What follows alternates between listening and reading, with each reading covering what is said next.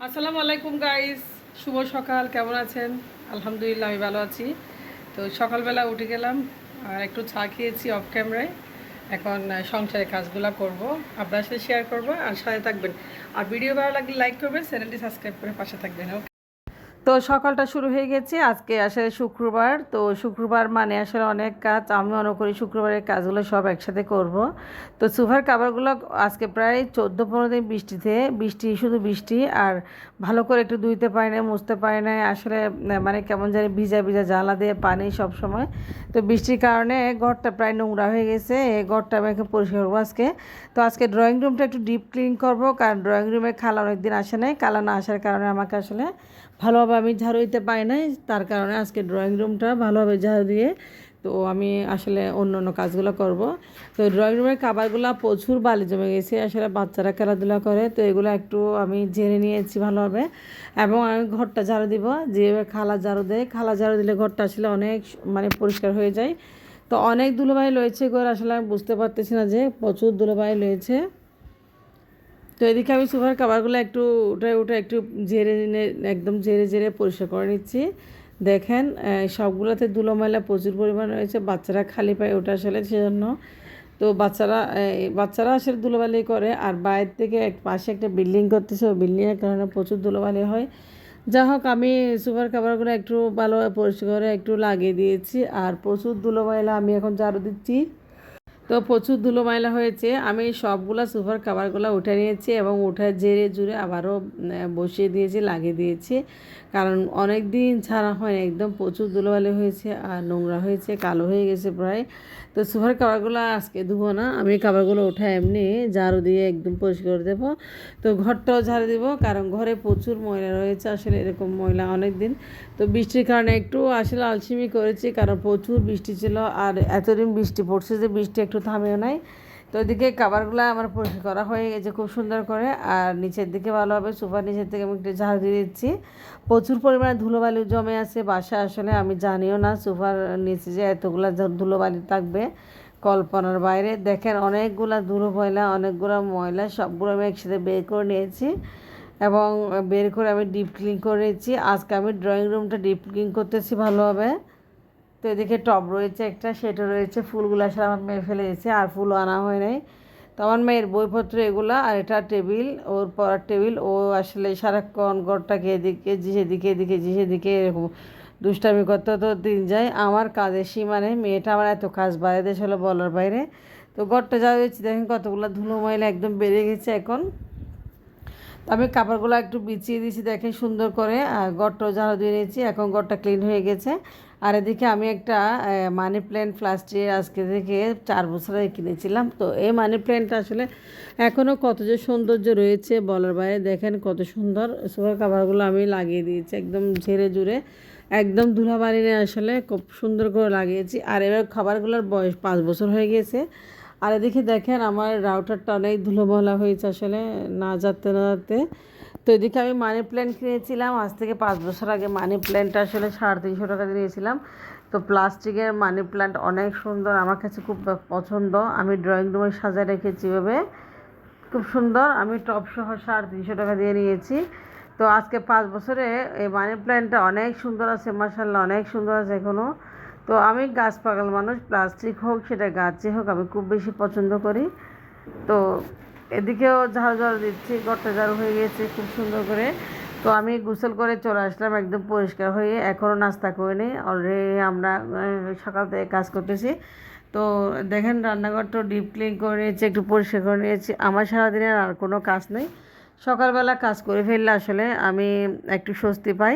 তো আপনাদের সাথে একটি কথা বলতে চাচ্ছিলাম, আমি আসলে সকালবেলা ঘুম থেকে উঠে 10 কেজি ওজন কমিয়েছি কীভাবে, সেটা আপনাদের সাথে শেয়ার করব। আমার ওজন এখন 65। তো আমি ওজন কমিয়েছি, আমি সকালে ঘুম থেকে উঠে ঘর মুছি, ঘর ঝাড়ু দিয়ে এগুলো করে আমার ওজনটা কমিয়েছি সত্যি কথা। তো প্রত্যেকটা রুম আমি পরিষ্কার করে নিয়েছি, একদম ধুলো ময়লা ঝেড়ে ঝুড়ে একদম ঘরটা মুছে নিয়েছি। তো এদিকে দেখেন বাইরে বিল্ডিংটা কি অবস্থা এখন, আসলে পানি ঢুকে না এখানে। তো বাইরের বিল্ডিংয়ের ঝাপটা আমার রুমে পানি ঢুকে যায়। তো চলে আসলাম এদিকে আমি একটু নাস্তা করার জন্য। আমি গতকাল সিঙ্গারা বানিয়েছিলাম বাচ্চাদের জন্য, কয়েকটা সিঙ্গারা আসলে ছিল, এগুলো ভেজে দিচ্ছি ছোটো ছোটো মিনি সিঙ্গারা। তো একটা পড়ে রয়েছে। তো যা হোক না কেন আমরা অফ ক্যামেরা নাস্তাগুলো করে নিব। তো এখন আর নাস্তা রেডি করবো না, সিঙ্গারাগুলো ভেজে বাচ্চাদেরকে দেবো, আমরাও খাবো। তো অনেকগুলো সিঙ্গারা রয়েছে, সবগুলো বেছে নিয়েছি। আর এদিকে আমার হাজব্যান্ড কাঁঠাল আমার জন্য নিয়ে আসছিলো, কাঁঠালটা কেটেছে, ও কাঁঠাল কেটে আমাকে পাঠিয়ে দিয়েছে, আমি কাঁঠালও খাবো।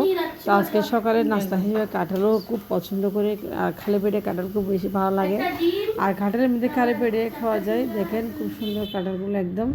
তো কাঁঠাল খেয়ে নাস্তা করে আমি চলে গেলাম দোকানে, আসলে চাল নেয় বাসায়। তো চালের বস্তা আনতে গেছিলাম। আসলে চালটা আমার ক্ষেত্রে আমি ডিসিশন নিয়ে কীরকম চাল খাবো। তো যা হোক অনেক দাম হয়ে গেছে, একটা চালের বস্তা 25 কেজি নাকি 2,500 টাকা, 100 টাকা 1 কেজি চালের দাম পড়লে মানুষ কীভাবে বাঁচবে আসলে। তো আমি কিছু বাজার নিয়েছি, এদিকে রাঁধুনি মশলা, পেঁপে, নুডলস আর মুসুর ডাল, আর নিয়েছি একটা নারকেল তেল। এই বাজারগুলো নিয়েছি আমি, টুকটাক বাজারগুলো নিয়েছি।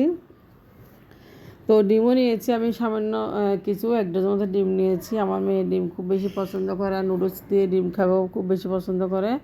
তো বিকেলবেলা ওকে বেজে দেবো নুডলস দিয়ে ডিম। তো যা হোক আমি মাছ নিয়ে আসলাম। তো এদিকে দেখেন আমি লট্ট মাছ নিয়ে আসছি বাজার থেকে, আসলে খুব সস্তা পাইছি, 80 টাকা করে লট্ট মাছ 1 কেজি। আর এই লট্ট মাছগুলো আমার বেশি পছন্দ, চিকন লট্ট মাছগুলো, ওইগুলো হচ্ছে কাঠলি লট্ট মাছ, আমার খুব বেশি ভালো লাগে। আমি 80 টাকা করে কেজি নিয়েছি, আর সব মিলিয়ে 90 টাকা এসেছে। তো লট্ট মাছগুলো আমার হাজব্যান্ড আমাকে কেটে দিবে, আসলে এটা অফ ক্যামেরা রেখেছি, সে আমাকে সবসময় কেটে দেয়। আর দেখেন লট্ট মাছগুলো আমি নিয়ে নিয়েছি হাতে, তো আমাকে বলতেছে সে কেটে দিবে, সেইও কেটে দিয়েছে। তো খুব সুন্দর লট্ট মাছগুলো একদম দেখেন ফ্রেশ। এই পর্যায়ে ভাতটা চুলায় বসিয়ে দিয়েছি, আর আমি এদিকে চালের বস্তাটা আসলে ঢেলে দিচ্ছি। চালের বস্তা নিয়ে আসছি একটা, এটা আমি কৌটায় ভরে নেবো চালের বস্তাটা আসলে।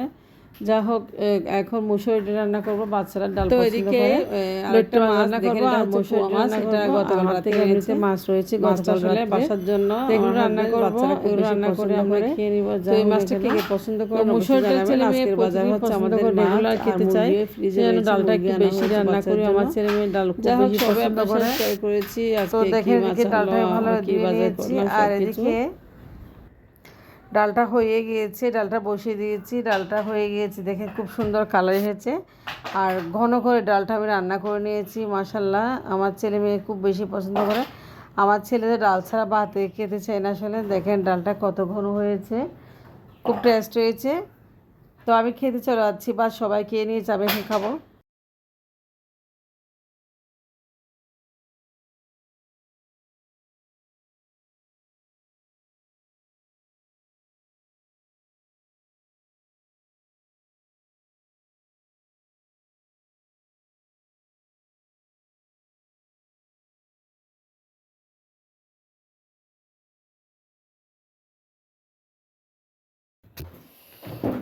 তো দুপুরে খাবার খেতে চলে আসলাম।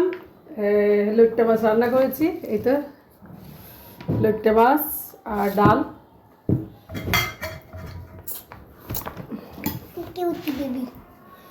কিউটি বেবি লইট্টা মাছ দিয়ে ভাত খাবো।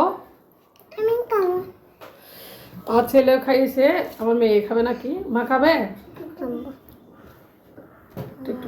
লইট্টা মাছগুলো খুব টেস্ট হয়েছে, বিসমিল্লাহ, ভালো লাগতেছে। তুই কাছে আসো, এই তো আমার মেয়ে ভাত খাচ্ছে, আমরা মা মেয়ে ভাত খেতে বসে গেলাম। আসো আসো আসো আসো, দুপুরের খাবার আজকে লইট্টা মাছ আর ডাল, বুনো ডাল। আর খাবে না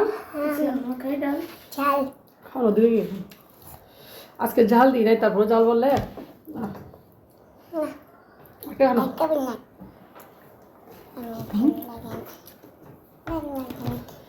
লইট্টা মাছ দিয়ে মজা করে ভাত খাচ্ছি, বিসমিল্লাহ।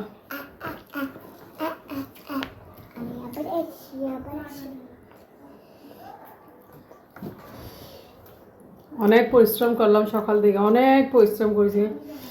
তো একটু রেস্ট করবো আসলে ভাত দুটো খেয়ে।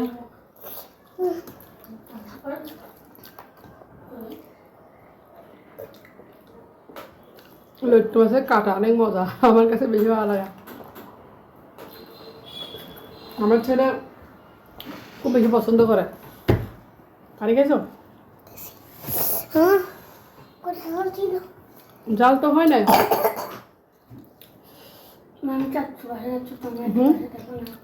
হ্যালো হ্যালো হ্যালো হ্যালো, দেখো দেখো আমরা guys. Hello guys. Hello guys, সবাই আমার মেয়ে দেখেন, আমার মেয়ে সবাইকে সালাম দিচ্ছে। আসসালামু আলাইকুম বলো। আসসালামু আলাইকুম। ঠিক আছে, এরকম ভাইয়া দেখে গাইস বলতে না একটু তুলি। পর্যন্ত ভিডিও আপনার সাথে পরবর্তী ভিডিও দেখা হবে। আল্লাহ হাফেজ, আসসালামু আলাইকুম।